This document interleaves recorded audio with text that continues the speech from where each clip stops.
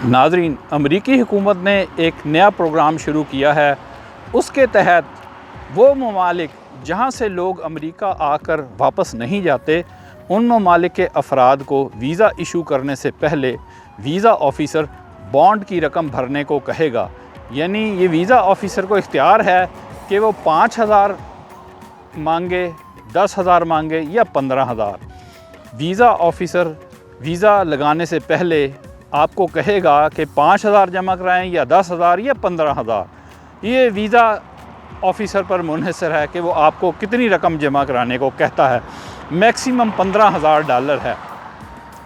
ये रकम अमानत के तौर पर एम्बेसी में मौजूद रहेगी और जब आप अमेरिका आने के बाद वापस पहुंच जाएंगे अपने मुल्क, तो आप जाकर अपनी ये रकम एम्बेसी से वापस ले सकते हैं, एम्बेसी को बता कर कि देखें जी मैं वापस आ गया हूँ।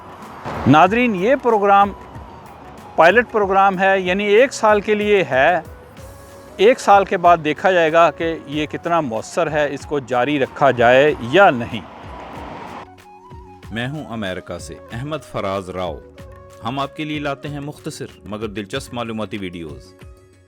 नाज़रीन, अगर आप हमारी आने वाली वीडियो से बाखबर रहना चाहते हैं तो नीचे सब्सक्राइब बटन पर क्लिक कर दें, और अगर आपको हमारी वीडियो अच्छी लगे तो लाइक बटन पर भी क्लिक कर दें और इसे दूसरों के साथ भी शेयर करें। शुक्रिया।